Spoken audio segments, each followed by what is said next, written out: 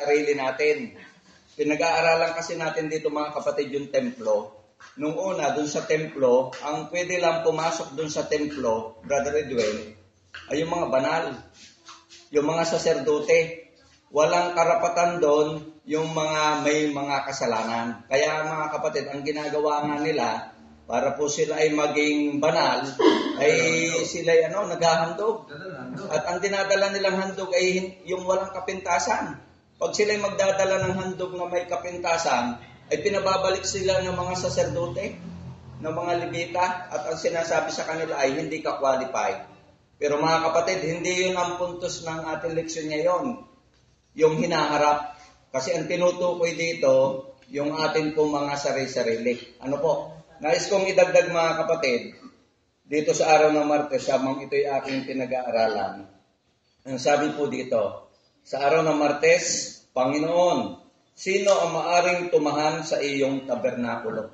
Mga kapatid, kung iisipin natin, ang pwede bang tumahan lamang sa tabernakulo ay yung mga sikat na tao? Ano po? Ang pwede bang tumahan sa tabernakulo ay yung malaki ang kinikita sa araw-araw? O yung sila po ay maraming naipundar na mga ari-arian? O ang pwede bang tumahan lamang sa templo ay yung may bagbag na puso? Yung siya ay nanghihina sa pananampalataya?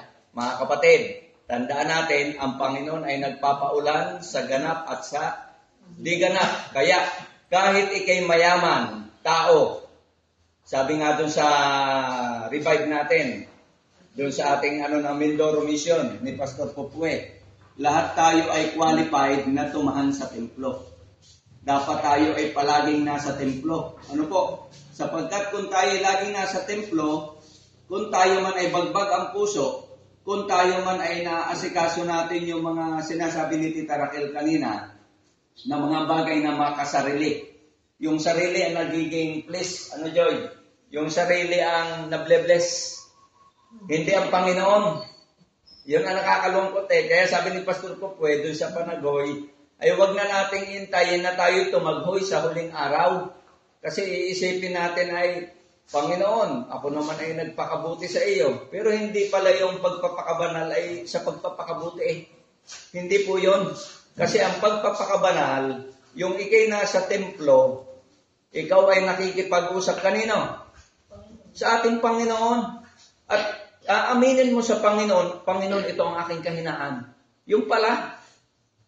Kasi yung tinutukoy na templo dito mga kapatid, sangayon doon sa at inyong iharap ang inyong katawan na isang haing buhay, banal na, kaaya-aya na siya niyong katampatang pagsamba. Mga kapatid, sumasamba tayo hindi sa pamagitan ng ating mga credential o dun sa tinatawag nating ipinagmamalaki natin. Ano po?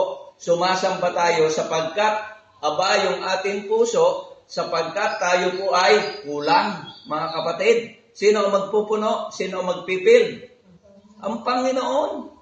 Kasi pag ating inamin sa Kanya, yung ating pagkakamali, yung ating kahinaan, mga kapatid, ang Panginoon ang magbibigay sa atin ng wisdom, magbibigay po sa atin ng karunungan para ipakita sa atin o ipaliwanag sa atin ay mali na yung iyong ginagawa. Ano po? Hindi na maganda yung ginagawa mo, napapalayo ka na sa akin. Ngayon, nasabi dito mga kapatid, yung templo, tayo. Ano po? Yung katawan, tayo po ba'y perfecto? Oo. Sabi nung isang ilustrasyon, yung daw nicho, kahit anong pintura nyo ng pagkaganda-ganda, ang nasa loob nun ay bulok. Kahit gandahan niya ng pintura, kahit kay lagyan ng bahay, ang makikita lang dyan ng tao, yung panlabas. Pero yung kalooban niya, pag nagtagal yung bangkay doon sa loob ng ng kabaong, yung po'y naaagnas, mabaho na hanggang sa yun ay buto na lamang. Tingnan niyo mga kapatid.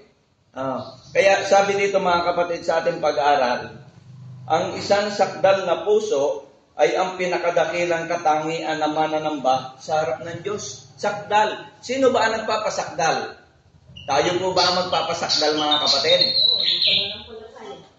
Yung pananampalataya natin. Ano ang sabi ng Panginoon? Kayo'y magpakasakdal sapagkat ang ama nyo ay sakdal. Pero mga kapatid, yung bang sakdal na ipinakikita ba na extra yung ibon?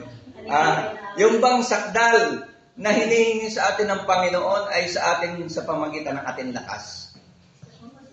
Sa pamagitan ng kapangyarihan ng Diyos. Kasi kahit anong gawin natin mga kapatid, pagpapakasakdal, hindi natin kaya.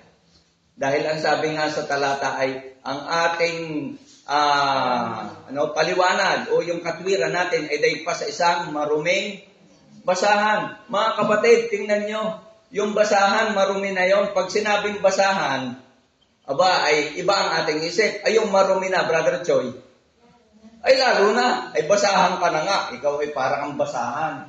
Ay kung sabihin ka pang maruming basahan, ibig sabihin wala kang maipagmamalaki. Mga kapatid, ito dugsungan ko pa, ang sabi pa dito, ang pinakadakilang katangian na mananamba sa harap ng Diyos, ang Hebreyong tamim. Ibig sabihin po ng tamim sa Hebreyo, sa salita, sa Tagalog, ang Hebreyo ay tamim at ang Tagalog ay sakdal, ay nagpapahiwatig ng ideyang pagiging kumpleto. Mga kapatid, tanungin ko kayo, tayo po ba lahat ay kumpleto na?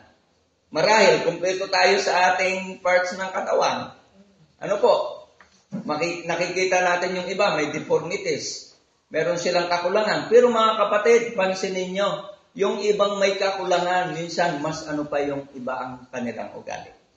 Pero tayo, minsan tayong kumpleto na. Tayo ang may abnormal. Tayo may diferensya. Kaya sabi nga nung isang kwento, ay papatol ka dyan sa lupa. Ay anong tawag sa iyo?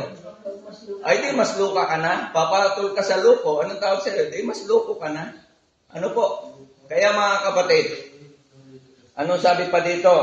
Napakaganda ng ating leksyon mga kapatid. Ang mga hayop na inaalay bilang mga sakripisyo ay dapat na tamim o walang dungis. Yung hayop na inaalay, sinabi ko kanina, walang dungis. Pero mga kapatid, ito, ang tinutukoy dito, ang sabi dito, sakdal na puso. Kayo ba'y sakdal na ang puso? Ano ang sabi dun sa kanta? Sana dalawa ang puso ko. Bakit kaya yun ang kanyang kinakanta?